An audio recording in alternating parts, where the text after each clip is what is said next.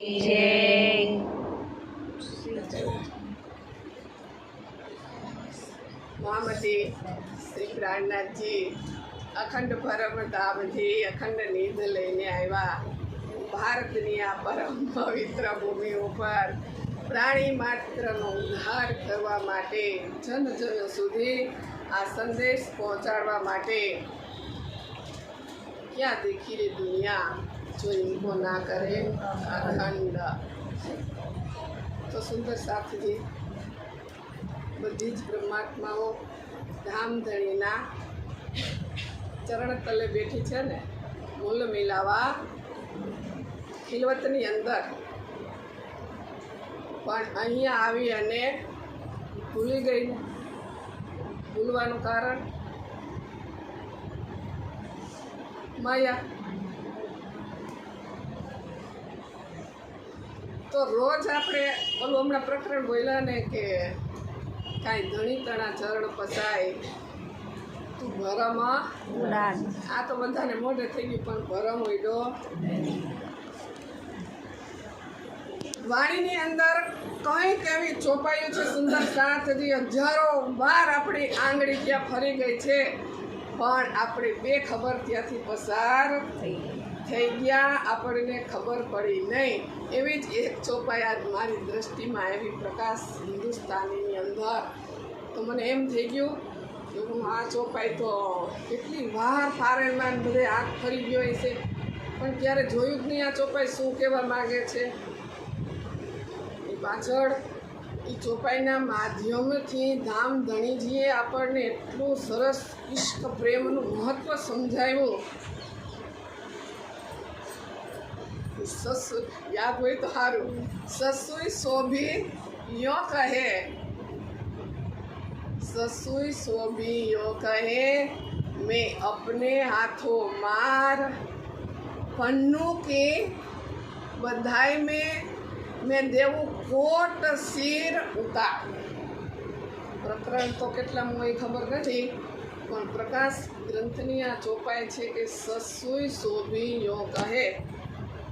બહુ વિચાર કર્યો કે સસુઈ શબ્દનો મેં ગૂગલમાં સર્ચ કર્યો કે સસુઈ એટલે હું, પણ સસુઈ એટલે એક શશી અને પન્નુ આ બે પ્રેમી હોય. હજુ જો હકીકતની વાત છે, એની વાણીની અંદર આનું દ્રષ્ટાંત આપ્યું છે કે શશી હોય ને એક પંજાબની અંદર સિંધુ નદીના કાંઠે રહેતા હોય.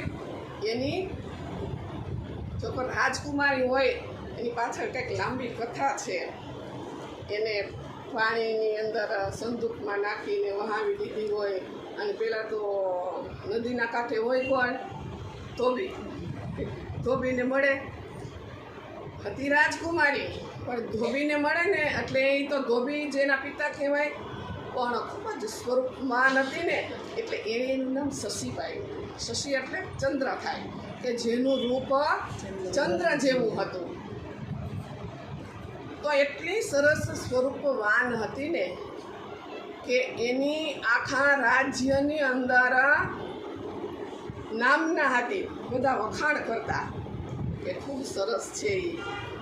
તો એ એક રાજકુમારે સાંભળ્યું, એ કોઈ બીજા રાજ્યનો છે, તો એની ગોતતો ત્યાં આવે છે. ક્યાં? શશીના પિતા પાસે, અને માગણી કરે છે ડાયરેક્ટ. જો એને જોતાં જ એની અંદર પ્રેમ પ્રગટ થઈ જાય છે કે મારે આની સાથે વિવાહ કરવા છે. ત્યારે ધોબી શું કે ખબર છે? આ જે કપડાં પડ્યા છે ને એ બધા જ કપડાં જોતું ધોઈ નાખીને તો હું એના લગ્ન તારી સાથે કરું. તો આ જે પન્નુ હતો ને એ કપડાં તો આપી જાય. શા માટે? પ્રેમ કરે છે. સામે શશી અને આ બાજુ પન્નુ. તો આ સંસારની અંદર બ્રહ્માત્મા આવી તો રાજજી એની પાછળ આવ્યા. કાંઈ જરૂર હતી એને. શું કામે આવ્યા? આશિક હતા ને, બ્રહ્માત્માના આશિક હતા. કપડાં ધોતા ધોતા એક એક સોના મોરેમાં કોણ હતો? રાજકુમાર હતો, પણ આવ્યો તો સામાન્ય માણસ બનીને. કપડાં ધોતા ધોતા એક એક સોના મોરેમાં નાખતો જાય કે જેથી ધોબી ભાવ વિભોર બની અને એની પુત્રીના લગ્ન કરી દે. પણ જ્યારે એની સાથે જે માણસો હતા ને એને ચા કરતા એટલી ગરમ હોય, એને એમ થઈ ગયું કે આ તો રાજકુમાર અને આ તો એક સામાન્ય ધોબીની કન્યા છે. પણ એને ખબર નહોતી આ પણ એક રાજકુમારી હતી. તો એના લગ્ન કરાવે છે, લગ્ન કરી દે છે ધોબી. પણ એના જે સાથે બધા ચોકદારો હોય ને એને શરાબ પીવડાવી દે. કોને? બનીને શરાબ પીવડાવી દે ને એટલે બેભાન થઈ જાય ને એટલે એને ત્યાંથી લઈને વહી જાય. અને આ બાજુ શશીને ખબર પડે કે મારો પ્રેમી મને છોડીને જતો રહ્યો છે. તો શશી છે ને ત્યાંથી નીકળી જાય છે રેગિસ્તાનની અંદર. પુકાર કરે છે પન્નું પન્નું પન્નું, પણ ક્યાંય કોઈ અવાજ આવતો નથી. ખૂબ જ તરસ લાગે છે, કોઈ પાણી પાય છે અને એનો દુરુપયોગ પણ કરે છે. કારણ કે આ તો ત્યાં શરીર નથી, શરીર સાથે પ્રેમ નથી. કોની હારે પ્રેમ છે? આ સાથે. અને આ જે ઇતિહાસની અંદર આજે બધી બની ગઈ હકીકતની કહાની, એ બધી શરીર સાથે કોઈ લેવા દેવા નથી. નિર્મળ પ્રેમ છે ને આત્માનો જે પ્રેમ છે. પોતે પુકાર કરતી કરતી રેગિસ્તાનની અંદર પન્નુના માટે પોતાનો તન છોડી અને તે ત્યાગ કરી દે છે. આ બાજુ જેનો આશિક હોય ને સવારે જાગે ને ત્યારે ખબર પડે કે શશી ગયા ગઈ, તો એ પણ દોડે છે. કોને ગોતવા? શશીને. એ પણ રેગિસ્તાનની અંદર એનો પુકાર કરતા કરતા ભટકે છે. એને પાછો પેલો છે કે ને ગોવાળ હોય ચારવા વાળો એ મળે. જે શશીને મળ્યો હતો ને એ જ પાછો એને મળે છે. ત્યારે એને પૂછે છે કે તમે આને જોઈ ક્યાંય શશીને? ત્યારે એ કહે છે હા અહીંયા આવી હતી અને મેં એને પાણી પાયું હતું. પણ એ એક એના આશિકનો પુકાર કરતી કરતી આ રણની અંદર આમથી તેમાં દોડતી હતી. ત્યારે આ એનો આશિક પણ એની પાછળ પુકાર કરતો કરતો જાય છે ને તો એક જગ્યાએ એ અવસ્થામાં પડી હતી કે જેમાંથી એના પ્રાણ પણ નીકળી ગયા હતા.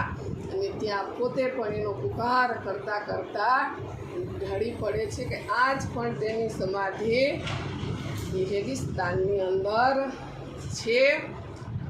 તો વાણીની અંદર સ્વામીજીએ કીધું દેખો આ જીવની રીત જુઓ, જીવ તણીએ રીત. પ્રકાશ ગ્રંથની અંદર આપણને ચોપાય છે ને કે દીવે ટાળીઓ જ્યારે સુન સોહાગ ત્યારે પતન પામ્યો વૈરાગ. કાં જંપાવે બોલવે આગ અને કાં કાયાનો કરે ત્યાગ. જુઓ જીવ તણીએ રીત નવ છોડે અંધેરની પ્રીત. ગણી હમારો અક્ષરાથી અમે તોય ના સમજાપતિ. શા માટે ઇન્દ્રાવતીજી એના જીવને કહે છે કે હે જીવ, આવા જીવના દ્રષ્ટાંત તને શા માટે આપવા પડે છે?